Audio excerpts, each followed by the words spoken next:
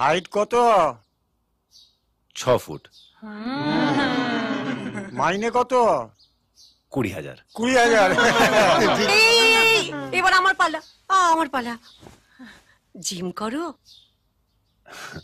খুকি আসছে। খুকি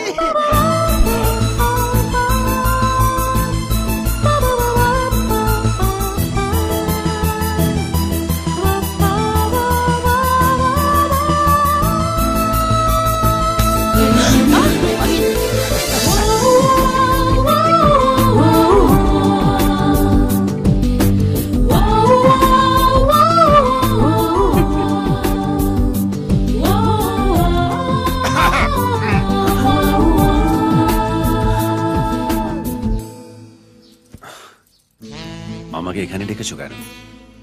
বীর প্রতাপের সঙ্গে কাজ করেও তুমি যে নিজের চরিত্রটা রাখতে পেরেছো, এটা আমায় খুব টানে। দরকারে অন্যের পাশে দাঁড়ানো, এটাও আমার ভালো লাগে। তাছাড়া আমি তো জানি যে তুমি আমায় কোনোদিন ঠকাবে না। ঠকাবো না মানে? ও তুমি বুঝবে না, কারণ আজ পর্যন্ত কোনো মেয়ের দিকে তো তুমি খারাপ চোখে তাকাওই নি। শ্রুতি তোমাকে খুব পছন্দ করে। তুমি কি শ্রুতিকে পছন্দ করো? ভীষণ পছন্দ করি, আর শ্রুতিকে আমি বিয়ে করতে চাই, যদি আপনাদের অনুমতি থাকে। শ্রুতির জন্য যেমন আমরা আছি, তেমনি আমাদের জন্য ওই সব। দেখো বাবা, শ্রুতির যেন কোনো কষ্ট না হয়, যেন দুঃখ না পায়।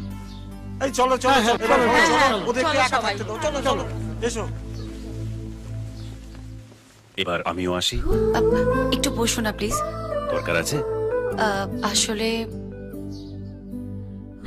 আমি না বীর প্রতাপের হাত পা ভাঙার জন্য গলা গোবিন্দকে সুপারি দিয়েছি 20,000 টাকায়। তাই? হ্যাঁ, আসছে এখন অ্যাডভান্সটা নিতে।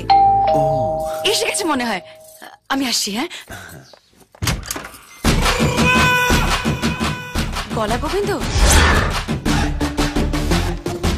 গলা গোবিন্দ শুধু গলাঘাটি, গলাঘাটি। ঠিক আছে, অ্যাডভান্স রেডি? হ্যাঁ, ভেতরে আসুন। 500 টাকার জন্য বড় একটা কাজ হাতছাড়া করে ফেলছেন ম্যাডাম। আরে বাবা, ওর হাত ভাঙবো, পা ভাঙবো, তা মাথা নিয়ে কি করবেন? ফুটবল খেলবেন? এবার 500 টাকা বাড়িয়ে দিই। তারপর দেখুন হাতুড়ির ঘা মেরে এই বীর প্রতাপের মাথা ভেঙে 2 হাতখানা করবো। তার থেকে 1000 টাকা বেশি নিয়ে জানে মেরে দিন। একদম ঠিক।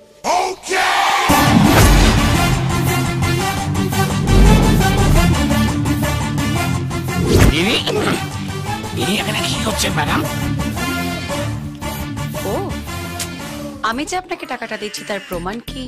তাছাড়া এসব সুপুরি টুপুরি তো বিল হয় না, না? তাই আমি ওকে এখানে রেখেছি সাক্ষী হিসেবে।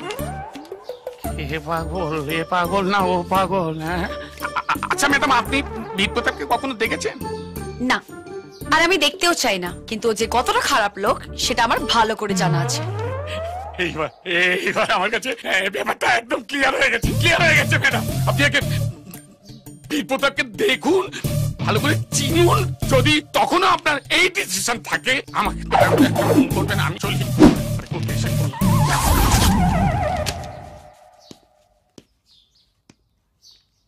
ও চলে গেল কেন? সত্যি তো, গেল কেন?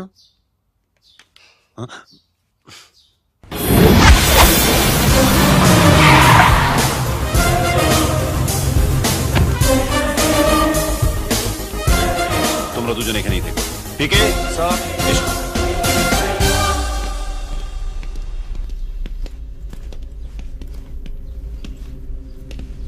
স্যার, আমরা এখানে এসেছি কেন? গোপাল,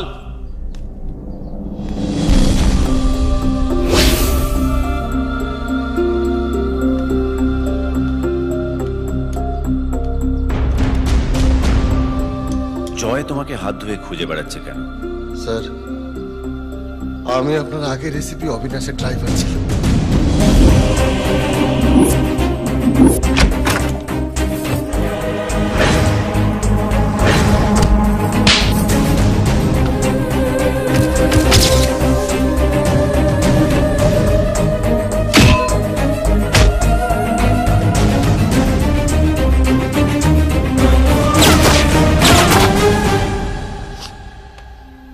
স্যার, এই সেই ফাইল।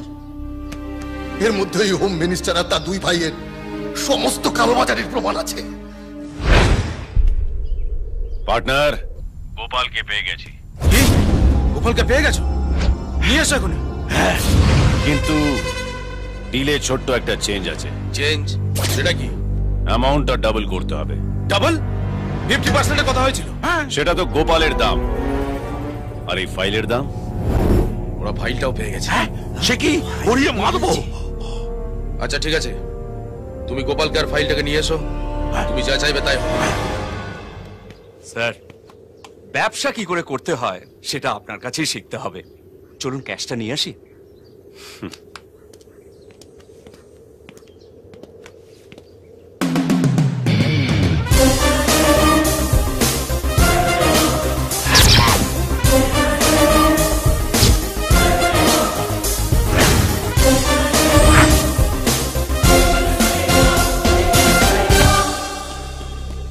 স্যার, আমি ওদের দুজনকে একটু কাছি করে দিয়ে আসি। বস, গোপালকে নিয়ে স্যারের সঙ্গে আমি একটা ইনভেস্টিগেশনে যাচ্ছি। তোমরা সিধের থানায়। স্যারের সঙ্গে শুধু আমি। ওয়াহ, কি সামলাচ্ছি। Sir, sir.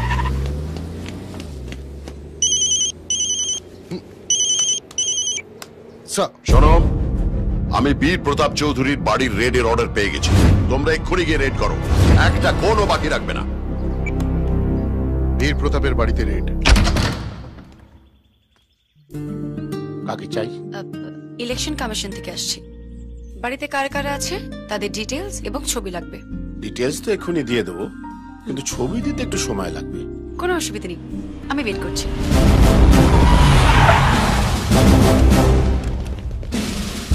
আপনারা? Anti corruption bureau. আমাদের কাছে অর্ডার আছে বীর প্রতাপ চৌধুরীর বাড়ি সার্চ করে দেখার। প্লিজ।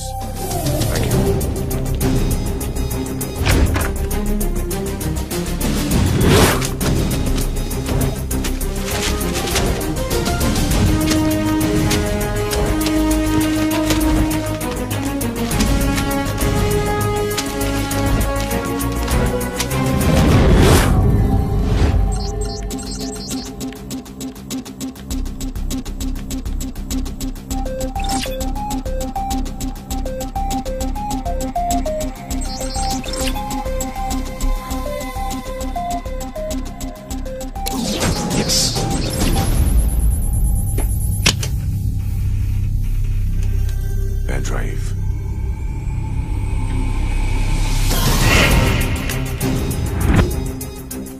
My mission?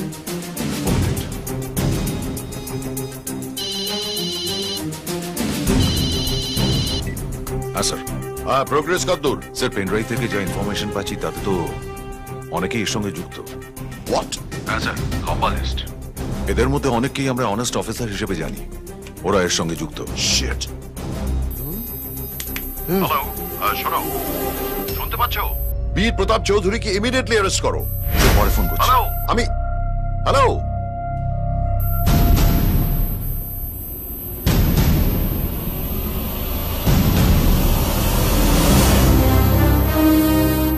তোমাদের দুজনের নাম ওই লিস্টে আসে দেখে অবাক হচ্ছ? শুধু তোমাদের নয়, আরো 632 জন অনেস্ট অফিসারের নাম আছে। তারা নিজেরাও জানে না। এটাই এসপি বীর প্রতাপ চৌধুরীর মিশন। মিশন?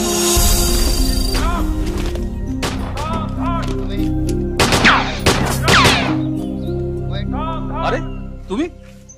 তোমার মা আমাকে অনেকবার ফোন করেছে। আমি তোমার সমস্ত রিপোর্ট দেখেছি। রিটেন, ওরাল, ফিজিক্যাল সবকিছুতেই পাস করে গেছো। তাহলে আমার চাকরিটা হয়ে গেছে। তুমি তো জানো বীর, এখানে এটা কেউ দেখে না যে কার বুকে কত দম আছে।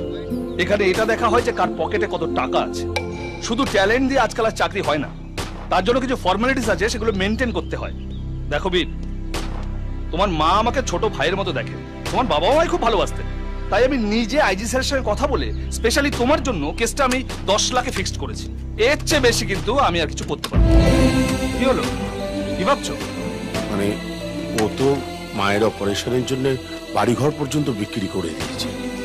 দেখো বীর, অন্য কোনো চাকরিতে ফিক্স স্যালারি, আর এখানে যত খুশি কামাও। কি বিশ্বাস হচ্ছে না তো? এক minute. Dilip. Yes sir. Join করার সময় কত দিয়েছিলে? ওই 15 লাখ স্যার। আর এখন পর্যন্ত কত কামিয়েছো? ঘাবড়াচ্ছ কেন, বলো না, সব আমার নিজের লোক আছে। ওই 14-15 লাখ মতো হবে স্যার। দিলীপ সত্যি কথা বলো। Okay sir, 30 lakh. তাহলে কাল সকালে তোমার মায়ের অপারেশন। আজ যদি বৌদি জানতে পারে তোমার চাকরিটা হয়নি, তাহলে একটা বড় ক্ষতি হয়ে যেতে পারে।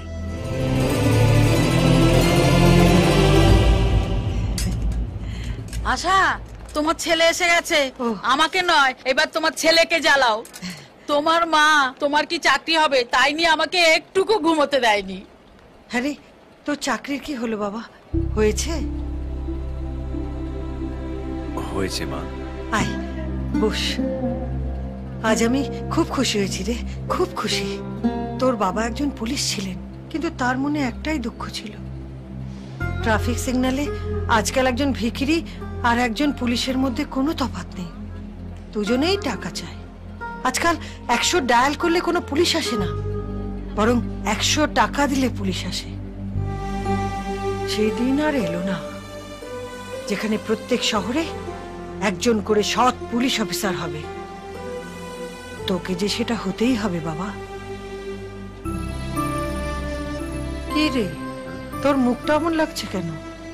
মন খারাপ? না মা, মানে আসলে কাল তোমার অপারেশন তো, ও তাই। তুই চিন্তা করিস না, সব ঠিক হয়ে যাবে।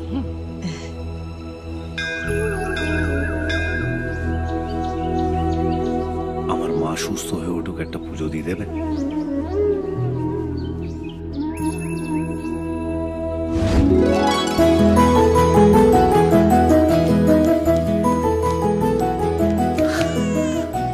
কাকু, আমি চাকরি পেয়ে গেছি কাকু, আমি পুলিশে সিলেক্ট হয়ে গেছি।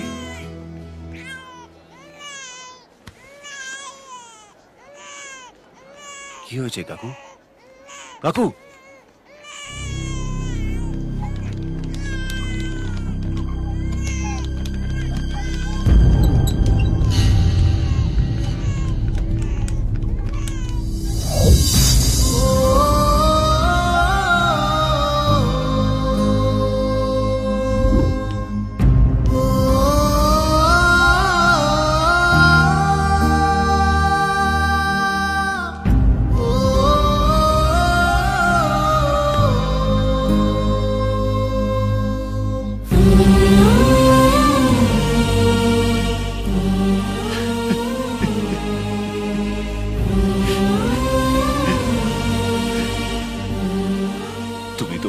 অপারেশন হলে মা ভালো হয়ে যাবে।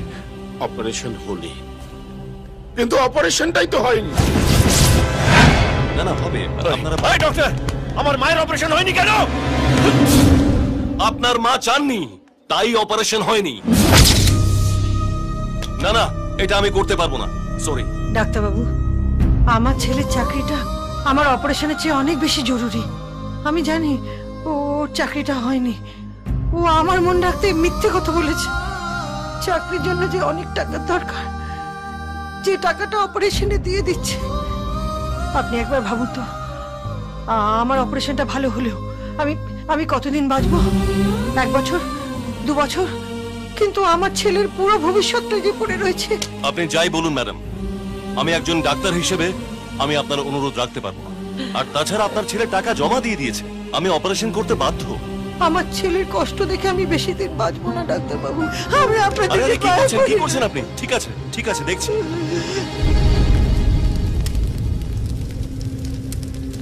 তোকে আমি অনেক বড় পুলিশ অফিসার বানাবো, এরম ভাবে।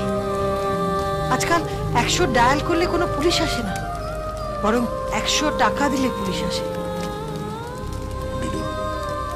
পুলিশের চাকরি লোকে টাকা দিয়ে করতে চায়। তোমার মা জীবন দিয়ে তোমাকে চাকরি পাইয়ে দিয়েছে। তোমাকে একজন সৎ পুলিশ অফিসার হতে হবে। হব কাকা। পুলিশের ইতিহাসে কেউ কোনোদিন দেখেনি এমন একজন কারাপ্টেড পুলিশ অফিসার। তুমি কি বলছো বীরু? ঠিকই বলছি। আমার পুলিশের ইউনিফর্ম পরার এখন একটাই উদ্দেশ্য, কারাপশন। মা বলেছিল প্রত্যেকটা শহরে একজন করে সৎ পুলিশ অফিসার থাকা দরকার। আমি প্রত্যেকটা পুলিশ স্টেশনে একজন করে সৎ পুলিশ অফিসার তৈরি করব। নিজে অসৎ হয়েও সৎ অফিসারদের চিনে নেব। 2 নম্বরই টাকা দিয়ে সৎ পুলিশ অফিসার তৈরি করব আমি। পুলিশের চাকরি ঘুষ নেওয়ার জন্য নয়, নিজের দায়িত্ব পালন করার জন্য। ঘুষ দিয়ে যারা পুলিশের চাকরি পায় তারা সেই টাকা ফেরত পাওয়ার জন্য সিস্টেমটাকে খারাপ করে। 100 টাকা ফেললে নয়, 100 ডায়াল করলে পুলিশ আসতে হবে, এটাই হবে সিস্টেম, আর এটাই আমি করব কাকা। সেদিন থেকেই এসিপি বীর প্রতাপ চৌধুরী একজন অসৎ পুলিশ অফিসার হয়ে গেল। সে নিজে হয়তো অসততার মুখোশ পরে সবার চোখে খারাপ, অমানুষ, কিন্তু সে তোমাদের মতো সৎ এবং ডেডিকেটেড পুলিশ অফিসার তৈরি করে। তোমরা ভেবেছিলে হেডকোয়ার্টারে বীর প্রতাপ এসেছিল অসৎ পথে উপার্জন করার জন্য? এখানকার আগের এসিপি অবিনাশ মারা গেছে, ও এখানে আসে এখানকার ক্রিমিনালদের ঠিক পথে নিয়ে আসার জন্য। সেই জন্য বীর প্রতাপ চৌধুরী এখানকার এসিপি হয়ে এলেন। প্রথম দিন থেকেই ওই লোকগুলোকে শেষ করার শপথ নিয়ে এগোচ্ছিল বীর প্রতাপ। আর শেষে বুঝতে পারলো ওদের বিরুদ্ধে সব থেকে বড় সাক্ষী হলো গোপাল। তাই এসিপি বীর প্রতাপের এখন লক্ষ্য গোপালকে বাঁচানো। এসিপি বীর প্রতাপ চৌধুরী হলো মাংসপেশি আর থাবা দিয়ে সব ক্রিমিনালদের শিকার করে। স্বপ্ন দেখাবি আয়,